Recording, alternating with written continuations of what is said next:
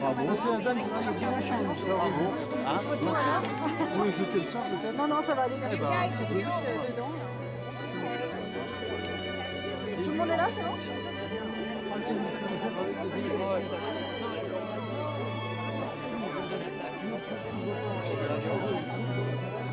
Le nez passé.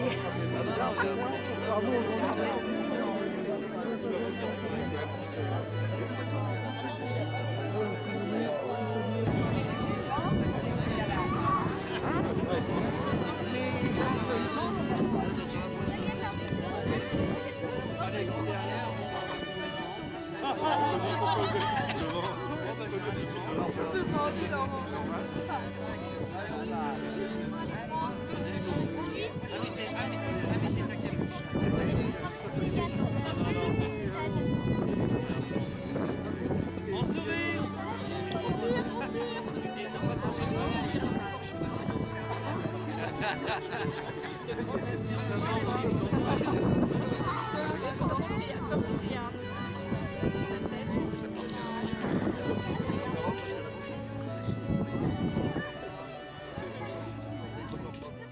Déjà vous remercier d'être là tous présents, parce que je pense que c'est pas évident, comme je viens de le dire avec la météo qui nous est pas favorable.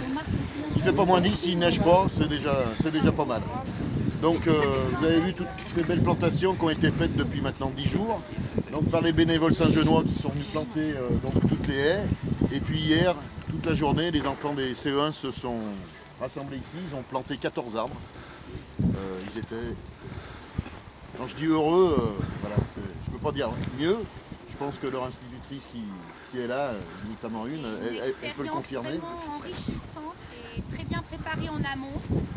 Et vraiment, c'était super. Et il y a même un enfant qui m'a dit je vais revenir avec mes parents et ma soeur pour montrer l'arbre que j'ai planté. Je dis bah, c'est très bien, c'est l'objectif. Ce verger, il faut qu'il soit ouvert, participatif, on a dit. Alors on a aussi contractualisé avec l'association locale des vergers du Lyonnais qui dépend des croqueurs de pommes, voilà, qui on l'espère pour pérenniser ce projet parce qu'il nous fallait aussi apporter de l'expérience. Je sais qu'il y a beaucoup de bénévoles sur Saint-Genis qui s'y connaissent dans l'environnement, dans les plantations, mais je pense que là c'est un domaine particulier, il nous fallait cette aide et j'espère que grâce à vous, tous ceux qui vont participer, cette association locale des vergers du Lyonnais viendra dans quelques temps, l'association locale des vergers Saint-Genois, c'est tout ce que je peux espérer, qui montrera vraiment une participation de l'ensemble des habitants et des enfants, puisque le lien il est aussi par les enfants. Quand on sait que quand on fait participer les enfants, c'est un message vers les parents. Et quand, je me répète, mais quand le petit gamin m'a dit hier, je reviens avec mes parents, c'est bien l'objectif, c'est pour faire découvrir ce verger. Alors ils sont prêts, ils veulent revenir au printemps pour voir les feuilles. Bon, ça sera peut-être un peu compliqué. En septembre, pour les fruits, alors Eugène leur a dit, plutôt dans 2-3 ans. C'est pour ça que le choix s'est porté sur des CE1, de façon qu'avant qu'ils partent au collège, on l'espère, ils puissent venir récolter les premiers fruits. Alors il n'y a pas que des pommiers, hein. Il y a des cognaciers, il y a des pruniers, il y a voilà. Il y a un certain nombre de variétés d'arbres, c'est ce qui est intéressant. Et c'est surtout que ce verger soit ouvert. Il va être complété par d'autres aménagements. Aujourd'hui c'était des plantations. Tout au long de l'année, on va y avoir une cabane, il va y avoir des bancs, des jardins au sol pour accueillir des plantes aromatiques qui ne demandent pas trop d'entretien, parce que c'est aussi ça.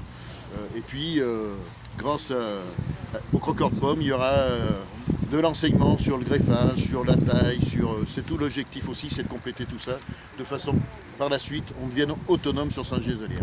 Voilà, merci Eugène de cette participation. Merci à tous ceux qui ont participé à ce projet. Les services des espaces verts, je ne sais pas Kevin où il est, il s'est caché, qui est le représentant aujourd'hui, que je remercie parce que il a réfléchi, il a mis la main à la pâte avec ses équipes pour que ça se réalise. Donc comme je l'ai dit, tous les bénévoles, tous les élus, le comité développement durable aussi qui participe. Il faut que ça soit une réussite et je l'espère que ça sera comme ça dans le temps. Alors aujourd'hui on va mettre ce parchemin en terre, on le redéplacera, c'est uniquement provisoire parce qu'on veut le mettre dans quelque chose de plus pérenne comme du béton et puis trouver un petit socle. Alors sur ce parchemin, vous avez le nom des personnes du conseil municipal des enfants, de tous les bénévoles qui ont participé Et puis un message pour les générations futures, quand ils découvriront ce parchemin, c'est qu'on aura pensé à eux. C'est qu'on fait des aménagements pour eux, pour le futur environnement et que ce verger communal y participe. Voilà. Merci à vous tous d'être présents aujourd'hui. Bravo.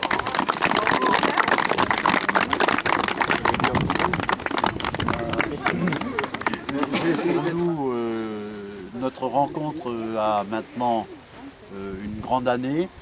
Je remercie aussi la participation de Madame Etcheparbord qui a organisé toutes les réunions qui m'ont permis de vous connaître, de voir autour de ce projet une cellule d'habitants qui s'intéresse, qui a participé. Des fois ça a été contradictoire, mais enfin on est arrivé à un résultat qui aujourd'hui, ce 10 février, est en place, se met en place, s'achève. Donc à 2-3 ans on aura les premiers fruits et puis dans 10 ans les enfants qui auront participé seront des adultes et ils auront une vision un peu différente de ce qu'est la nature, le développement durable et le respect des végétaux et de la connaissance de leur vie. Donc voilà, je vous remercie tous d'être présents aujourd'hui et à très bientôt et longue vie à cette cellule saint-genoise qui est en train d'émerger là. Merci.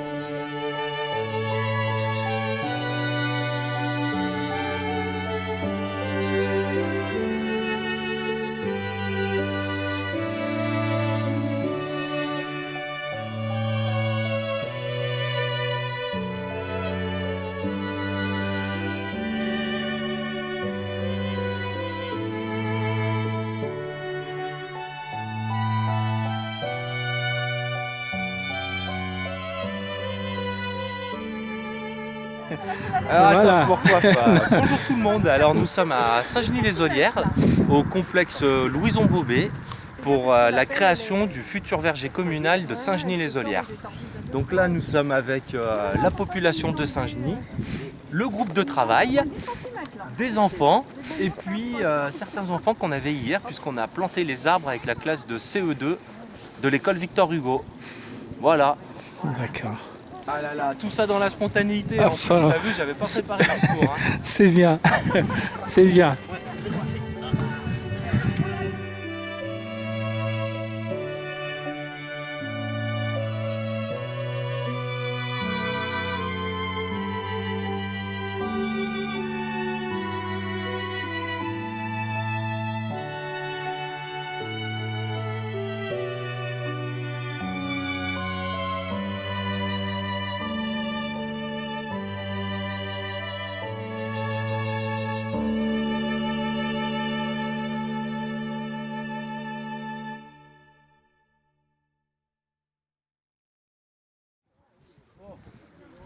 S'il vous plaît.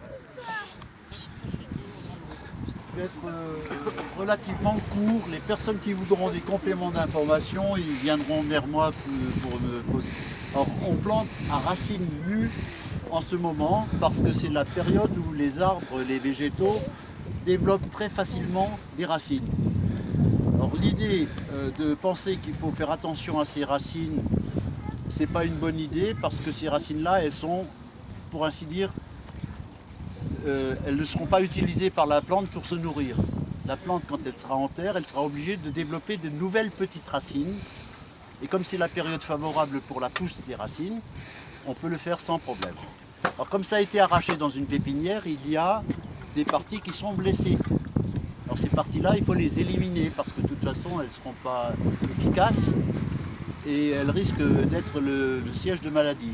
Donc vous coupez toujours ces parties qui sont cassées en faisant la coupe vers le centre de la terre, pas des coupes vers le haut. Parce que si les coupes vers le haut n'émettront pas de racines, alors que des coupes vers le bas vont permettre l'ancrage et émettre de nouvelles racines. Voilà.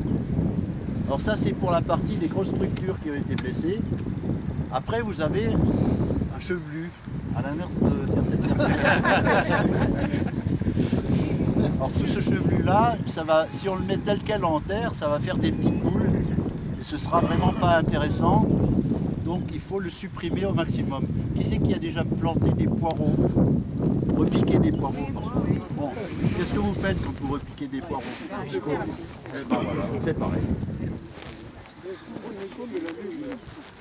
Alors il y a des théories et il y a beaucoup de gens qui pratiquent la lune. Alors, moi j'ai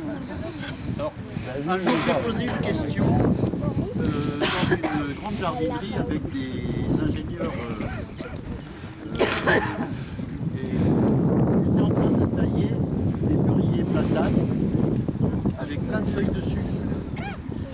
Alors, j'ai demandé à la personne qui était directement sous ma main, etc. Et elle m'a répondu, moi je ne suis pas compétent, je vais vous appeler l'ingénieur. Alors madame l'ingénieur est venue, je lui ai reposé la même question. Alors elle m'a dit, monsieur, on a à peu près 3000 mûriers sur le stock. On a 10 000 plants, etc. Si on commence la taille quand les feuilles sont tombées, on ne terminera jamais. Il faudra une manœuvre extraordinaire. Donc ça ne pose pas de préjudice, ils avaient commencé à tailler les feuilles. J'ai eu la même réponse que les vignerons. Ils attendent quand il y a un risque de gel, etc. Et maintenant on va praliner. Il y a une boîte de terre qui est livrée avec l'arbre.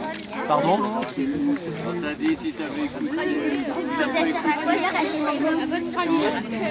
Et vous, ça doit être beaucoup là. Imagine lui, il se dit c'est des boules. Voilà. Bon, là, les racines sont pralinées. Alors c'est de la terre avec des composantes d'argile pour que ça devienne collant. Il faut que ce soit plus ou moins fluide. Et on ajoute, quand on peut, de la bouse de vache bien séchée, du compost. On fait un mélange qui soit bien collant. Et on met ça. Alors, petite but, que de les installer dans un trou. Et puis, régler la hauteur du collet et éviter, quand on recomble le trou, d'avoir des poches d'air. Donc si on met des grosses mottes comme ça, on va avoir des poches d'air et ça va être négatif. Il ne faut pas qu'il y ait de cavité qui entraîne des moisissures, des accumulations d'eau, etc. Il faut que la terre soit émiettée et bien répartie, il n'y a pas de vide. Donc je vais couper ça, ou alors maintenant j'ai le choix de faire une cime, de laisser une cime centrale, pour provoquer un deuxième étage.